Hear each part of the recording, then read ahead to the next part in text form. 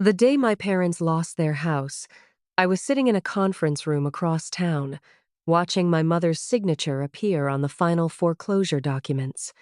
Not because I was there to save them, not because I had caused it, but because, after years of being called ungrateful, dramatic, and disloyal, I was the only person in that room who truly understood how they had gotten there. My father sat stiffly in a worn gray suit that no longer fit him right. My mother clutched a tissue in both hands, her eyes red, her face hollow with disbelief. Between them sat a banker, two attorneys, and the man they had once chosen over me, Charles Whitman, our rich neighbor. The man with the iron gates, the imported cars, the perfect lawn, and the kind of smile people trusted because they mistook money for character. He wasn't smiling that day. He kept looking at me as if I had betrayed him simply by surviving. My mother finally turned toward me and whispered, "Lily, please, say something." For years, that was all I had wanted. For them to ask me to speak, to believe me, to let me explain. But when it mattered, they had silenced me. They had cut me out of the family to protect Charles. They had defended him when I warned them. They had thrown away their daughter's trust because a wealthy man told them I was dangerous. And now that same man was the reason their home was gone. I looked at my parents, and I remembered the last words my father had said to me before shutting the door in my face. "You are no longer welcome in this family." At the time, I thought those words had destroyed me, but I was wrong. They became the beginning of my freedom. And before I tell you what happened in that conference room, you need to know how a girl who only wanted to protect her family became the enemy in her own home.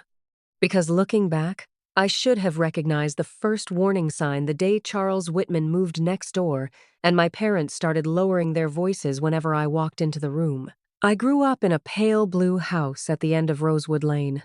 It wasn't fancy, but to me, it was everything. The porch sagged a little on the left side, the kitchen windows stuck during the summer. The upstairs hallway creaked in 3 specific places, and I knew exactly how to step over them when I came home late from studying. My parents bought that house before I was born. My father used to say it was the only smart risk he ever took. He worked as a mechanic for 30 years, and my mother worked part-time at the town library. We were never rich, but we were steady, safe, ordinary in the way that feels boring when you're young and precious when you're grown. I was their only child. For a long time, I believed that meant I was loved completely. My mother packed my lunches with little notes folded into napkins. My father taught me how to check tire pressure before he taught me how to drive. On winter nights, we watched old movies in the living room under the same plaid blanket until all 3 of us fell asleep. I wasn't a rebellious kid. I wasn't wild. I wasn't difficult.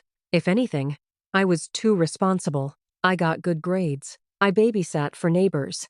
I worked weekends at a coffee shop in high school and gave half my paycheck to my parents whenever bills were tight. They never asked me to, but I saw the stress in my father's shoulders and the way my mother delayed buying new shoes until the soles were almost smooth. I wanted to become an architect. That dream started when I was 9, sitting at the kitchen table drawing new versions of our house. I would sketch a bigger porch for my mother, a 2-car garage for my father, a reading nook by the window where I imagined myself living a softer, brighter life. My father would look over my shoulder and say, "One day, you'll build houses better than this old place," and I would smile because I thought he was proud. But pride in my family always came with conditions. I did not understand that until much later. When I got accepted into a state university with a partial scholarship, my mother cried. My father hugged me so tight I could barely breathe. "We always knew you'd make something of yourself," he said. For the first time, I felt like all the quiet sacrifices had meant something. College was hard, but I loved it. I loved learning how spaces could shape people's lives. I loved the precision, the creativity, the idea that a home was not just walls and windows, but memory, safety, belonging. During breaks, I came home and helped my parents. I fixed online bill payments for my mother. I organized my father's medical paperwork after he hurt his back. I painted the fence. I cleaned the gutters. I never came home empty-handed. I thought loyalty meant showing up. I thought family meant trusting each other. Then Charles Whitman moved into the mansion next door. Technically, it wasn't a mansion, but on Rosewood Lane, it might as well have been. It had tall white columns, black shutters, security cameras, a circular driveway, and a fountain that ran even during drought warnings. The first time my parents met him, he brought over a bottle of expensive wine. My mother held it like it was a trophy. "Isn't that thoughtful?" she whispered after he left. My father stared through the window as Charles walked back across the lawn. Man like that must know a thing or two about money. I didn't think much of it then. Rich neighbors exist. Charming men exist. Parents can be impressed without anything terrible happening. But I didn't know then that Charles had a talent for making ordinary people feel chosen. And my parents, who had spent their whole lives feeling small next to people with more, were exactly the kind of people he knew how to use. Charles started with small favors. He sent over landscapers to trim the hedge between our properties. He gave my father tickets to a baseball game. He brought my mother boxes of pastries from a bakery 2 towns over, the kind she would never buy for herself. At first, I thought it was harmless. "He's just being neighborly," my mother said. But something about him made me uneasy. He was always too smooth, too interested. He asked questions that sounded polite but felt like measurements. "How much do you still owe on the house? Does your daughter visit often? Have you ever considered refinancing?" My father answered everything. I pulled him aside one evening while my mother was showing Charles her rose bushes. "Dad, maybe don't talk about money with him." My father frowned. "He's trying to help. You barely know him." "He's a successful man, Lily. Successful people think differently." The way he said it stung, as if I couldn't understand because I was still just his daughter. A few months later, Charles invited my parents to a private dinner at his house. I was home for spring break, and my mother insisted I come too. His dining room looked like something from a magazine. Candles, silverware, wine glasses so thin I was afraid to touch them. Charles sat at the head of the table, smiling like a king. During dinner, he talked about investments, real estate, and unlocking hidden value. Then he turned to me. "So, Lily, architecture, interesting field." I nodded. "Yes, I love it." He smiled. "Idealistic, though. Hard to make real money unless you have connections." My mother laughed nervously. "Lily has always been more of a dreamer." I looked at her. A dreamer? I was working 2 campus jobs and maintaining a scholarship. Charles lifted his glass. "Dreamers are charming, but practical people build wealth." My father nodded. Looking back, I should have recognized the sign then. Charles wasn't just insulting me. He was teaching my parents to see me as childish. A few weeks later, I came home unexpectedly because my father had a doctor's appointment. When I walked into the kitchen, I found Charles sitting at our table with a folder open between him and my parents. The conversation stopped. My mother closed the folder quickly. "What's going on?" I asked. My father said, "Nothing for you to worry about." Charles leaned back. "We're just discussing options." "What kind of options?" My mother's face tightened. "Lily, please don't interrogate our guest." Guest. He was sitting at our kitchen table looking at what appeared to be mortgage papers, and I was the rude one. I stepped closer and saw the words, "Home Equity Loan," before my father moved the document. My stomach dropped. "Dad, are you borrowing against the house?" He stood up. "Lower your voice." "Are you?" Charles sighed softly, like I was an inconvenience. "Your parents are considering a smart financial move. Sometimes assets need to work for you." I turned to him. "This is their home, not a poker chip." His smile faded. My mother gasped. "Lily." "No, this is serious. Dad, you always told me this house was security." My father's face hardened. "And now I'm telling you to stay out of adult matters." Adult matters. I was 23, paying my own tuition, helping with their bills. and apparently still not adult enough to ask why a wealthy neighbor was pushing loan documents across our kitchen table. Charles stood slowly. "I can see my presence is causing tension," he said. "Perhaps we should continue another time." My mother rushed to apologize. "I'm so sorry, Charles. She's tired from school." "She's protective," he said, looking at me. "That can become controlling if left unchecked." That sentence landed like poison, because my parents heard it, and they believed it. After he left, my father exploded. "You embarrassed us." "I was trying to protect you. We don't need protection from you." My mother's eyes were wet. "Charles has been kinder to us in 6 months than some relatives have been in years.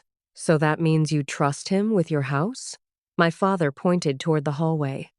"You don't get to come home and act superior because you're in college." "I'm not acting superior." "Then stop treating us like fools." The argument ended with my mother crying, and my father refusing to speak to me for 2 days. I went back to school with a knot in my chest. I told myself they would calm down. I told myself Charles would move on to some other project. But I had no idea everything was about to get worse, because 1 month later, my parents signed the papers without telling me.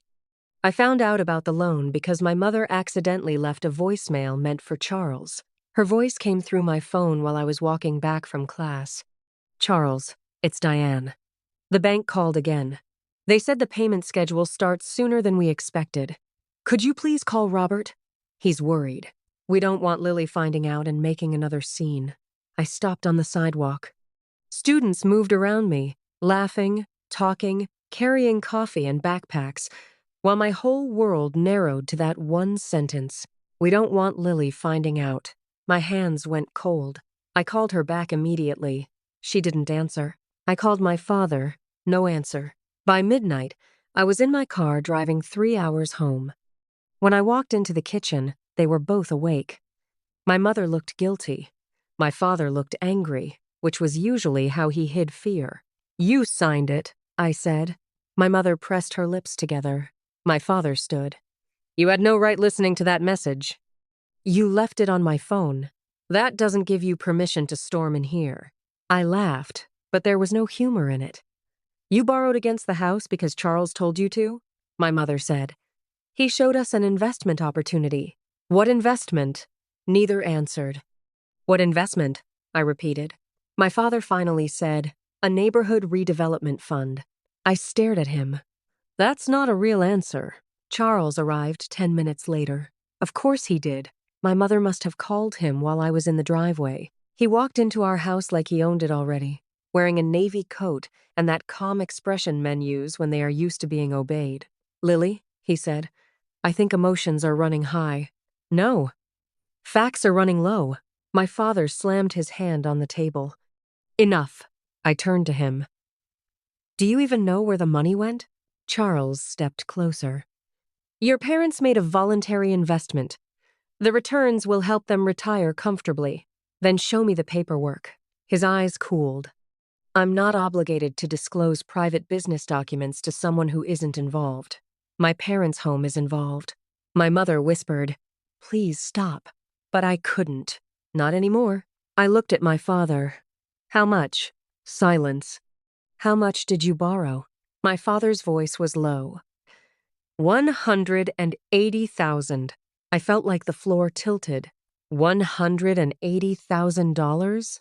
My mother began to cry. Charles said smoothly, "Against significant equity, it's manageable." I snapped. "Manageable for who? You?" That was when everything changed. Charles looked at my parents with practiced sadness. "This is what I was concerned about," he said. "She doesn't respect your judgment. She wants control." My father's face changed. I saw it happen. The fear, the shame, the humiliation of being questioned by his daughter, all of it hardened into anger. "You need to leave," he said. I stared at him. "Dad, leave. I'm trying to stop you from losing the house." My mother wiped her face. "You're hurting us, Lily." "No, he is." I pointed at Charles. Charles didn't flinch. My father moved between us. You will not come into my home and accuse a good man because you think you know better than everyone. A good man doesn't push retirees into debt. My father's voice shook. Get out. I stepped back. Are you serious? He walked to the front door and opened it. My mother wouldn't look at me. Charles stood behind them, silent now, because he didn't need to speak. He had already won. I walked to the door, but before I left, I said, when this falls apart, don't say I didn't warn you. My father's eyes were cold. If you continue attacking Charles, you are no longer welcome in this family. I thought he said it in anger. I thought the next day he would call, but he didn't. My mother sent one text. We need space. Please respect our boundaries. Then they blocked me. Phone, email, social media. My own parents cut me off to protect the man who had put their home at risk. But that still wasn't the worst part. The worst part was what happened after. Charles began telling people I was unstable. At church, my mother's friends stopped greeting me. A former neighbor told me gently that my parents were worried about my behavior. My father told my aunt I had become arrogant at college and was trying to control their finances. Even my scholarship mentor heard rumors because Charles knew someone on a donor board. One afternoon, I was called into an administrative office and asked whether I was dealing with family instability that might affect my academic performance. I sat there, humiliated, realizing Charles had reached places I didn't even know he could reach. My grades slipped. I lost one of my campus jobs because I missed shifts driving home trying to talk to parents who refused to answer the door. My anxiety got so bad I stopped sleeping more than 3 hours a night. There were days I sat in my dorm room staring at my phone, wondering how the people who raised me could erase me so easily. I missed birthdays, holidays, my mother's surgery, my father's retirement party, not because I didn't want to be there, because I was not invited. On Thanksgiving that year, I ate microwaved soup alone while my roommate visited her family. I remember sitting on the floor because I didn't have the strength to sit at the desk, whispering, what did I do that was so unforgivable? The answer, I would learn later, was simple. I had seen the truth too early, and people who are not ready for the truth often hate the person holding the mirror. By spring, I had to make a choice. Either collapse under the weight of being rejected or build a life outside the family that had thrown me away. I wish I could say I made that choice bravely. I didn't. I made it because I had nothing else left. The first year without my parents felt like walking through fog. I moved into a cheaper apartment with 2 other students. I sold my car and took buses. I worked at a print shop in the mornings, attended classes in the afternoon, and did freelance drafting work at night. I was tired all the time. Not cute tired, not busy tired, bone-deep tired. There were nights I fell asleep with my laptop open and woke up with architectural drawings pressed against my cheek. There were mornings I cried in the shower because I knew no one was coming to check on me. But slowly, something changed. Without my parents' approval to chase, I started hearing my own voice. I changed my thesis project to focus on predatory redevelopment and how wealthy investors manipulated older homeowners in working-class neighborhoods. My professor, Dr. Harris, asked me after class one day, "This seems personal." I almost lied. Instead, I said, "It is." He nodded. "Then make it useful." So I did. I researched property records, foreclosure patterns, shell companies, and neighborhood investment schemes. I learned how charming men with polished shoes could destroy entire streets without ever raising their voices. And the more I learned, the more Charles Whitman stopped looking like a powerful mystery and started looking like a pattern. A very ugly pattern. I graduated 2 years later with honors. My parents did not attend. I saved one seat for them anyway. That was the last time I let myself hope they would choose me. After graduation, I got a job with a small nonprofit housing organization that helped families fight wrongful foreclosures and predatory loans. The pay was low, the hours were long, and the cases were heartbreaking. But for the first time, my pain had somewhere to go. I met elderly couples who had signed documents they didn't understand. Single mothers pressured into refinancing by friendly investors. Veterans who thought they were getting help and ended up losing their homes. Every case taught me something. Every file made me sharper. I failed sometimes. We lost cases. Families still got evicted. I would go home furious, feeling like the world rewarded the wrong people. But I kept going. 3 years after my parents cut me off, I had built a life they knew nothing about. I had friends who became family. I had work that mattered. I had a small apartment with plants on the windowsill and a drafting table in the corner. I had learned to cook for one without feeling abandoned. Then one rainy Thursday evening, while reviewing county property records for a client, I typed in Charles Whitman's name. I don't know why. Maybe instinct. Maybe anger. Maybe some part of me had been waiting. The search results filled my screen, and as I opened one document after another, my hands began to shake. Because Charles Whitman had not just targeted my parents, he had done this before, and what I found next changed everything. Charles Whitman owned almost nothing under his own name. That was the first thing I discovered. The mansion, the cars, the investment funds, the redevelopment projects they were tangled through, LLCs, partnerships, holding companies, and names that looked unrelated until you knew where to look. But I knew where to look now. Because while my parents were calling me unstable, I had been learning the language of people like Charles. One company appeared again and again, Cedar Ridge Holdings. It had purchased distressed properties in 3 counties. It had ties to private lending agreements. It had filed liens against homeowners who had supposedly entered investment partnerships. And then I found it. My parents' house. Not under foreclosure yet, but there was a lien filed by Cedar Ridge Holdings for unpaid obligations connected to a redevelopment investment. I sat back, my heart pounding. Charles had not invested their money. He had tied their home to his company's debt structure. Twist 1. For years, I thought I had been powerless. But now I was the housing advocate holding the documents that could expose him. Twist 2 came 2 weeks later. One of our clients, Mrs. Ellison, brought in paperwork from a failed investment scheme. She was 81, sharp as glass, and furious. "That man smiled at me in my own kitchen," she said, tapping the folder. "Told me he was helping preserve the neighborhood." I opened the file. Charles Whitman's signature was on the advisory agreement. My breath caught. Mrs. Ellison looked at me. "You know him?" I said. Unfortunately, from there, the case grew. 1 victim became 3. 3 became 7. Then 12. Same pattern. Friendship, trust, urgency, loan, investment, confusion, lien, default. And behind most of it was Charles, hiding behind companies and polite language. Our nonprofit partnered with a legal aid firm. Then a local investigative reporter got involved. I gave her documents, timelines, property maps, and names. The article came out on a Sunday morning. Local investor accused of targeting elderly homeowners through predatory loan scheme.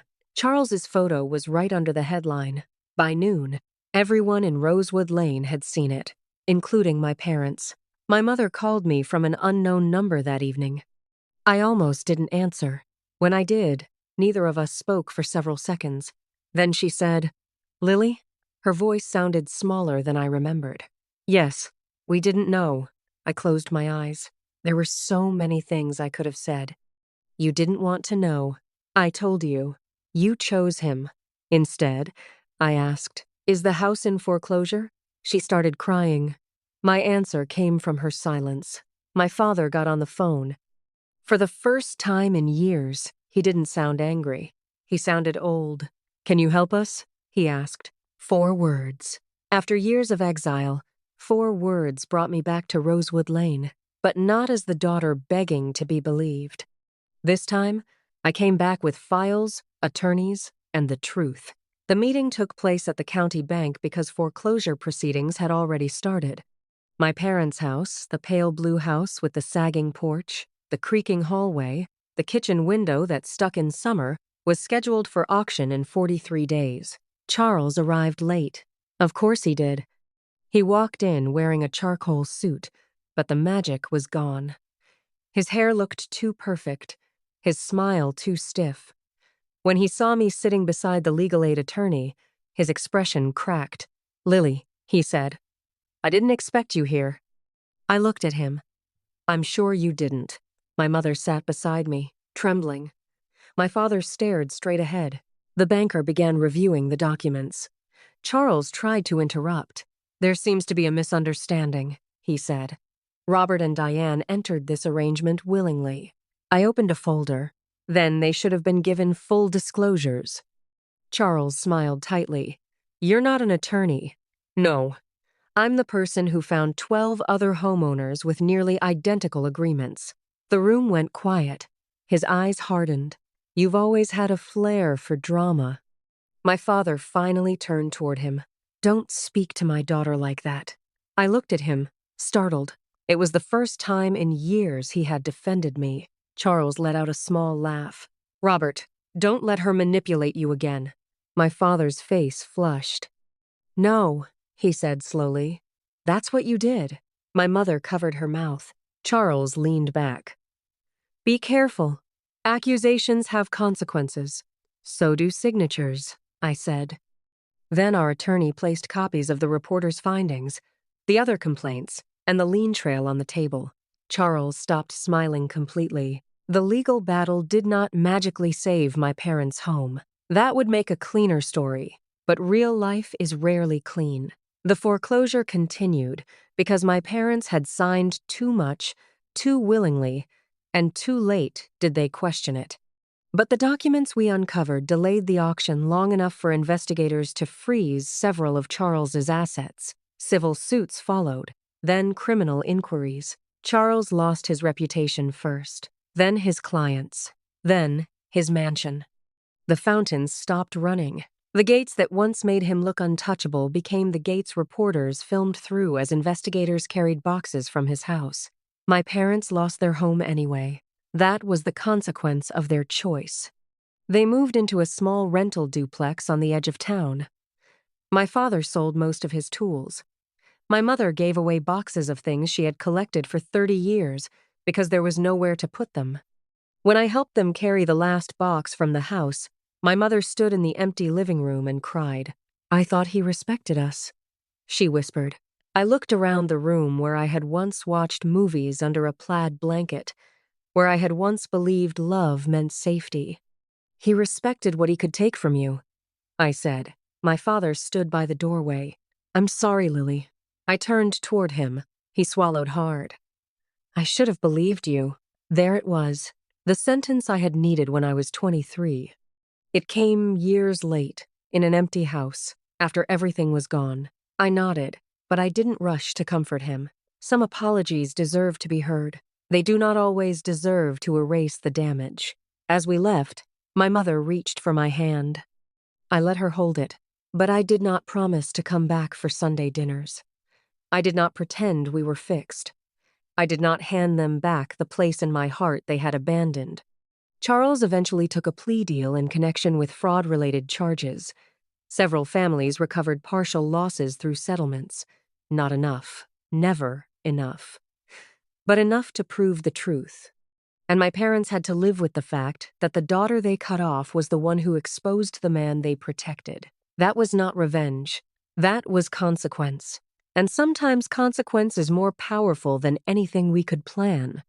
Years later, I still dream about the blue house. In the dream, I am walking through the hallway at night, stepping over the creaky boards like I did as a teenager. My mother is laughing in the kitchen. My father is fixing something in the garage. Everything is warm, ordinary, safe. Then I wake up. For a while, those dreams hurt.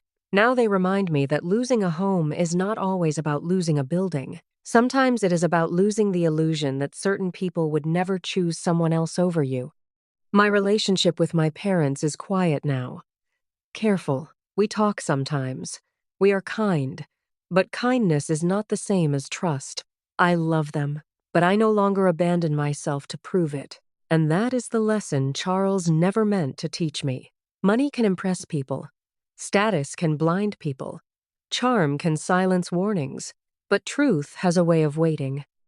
And when it finally stands up, even the richest man in the neighborhood cannot hide behind his gates forever. If this story made you angry, heartbroken, or reminded you of someone who was not believed until it was too late, I want to hear your thoughts. Do you think Lily should have forgiven her parents after they cut her off? Or did they lose the right to be part of her life when they chose a rich neighbor over their own daughter? Share your opinion in the comments, because stories like this are not just about betrayal. They are about trust, family, pride, and the painful cost of ignoring the person who is trying to protect you. If you have ever been blamed for telling the truth or pushed away for seeing what others refuse to see, your story matters too. Please like this video, subscribe to the channel, and come back for more emotional stories about family betrayal, hidden truths, unfair choices, and the moments when life finally turns everything around. Because sometimes the person they call the problem is the only one who saw the danger coming.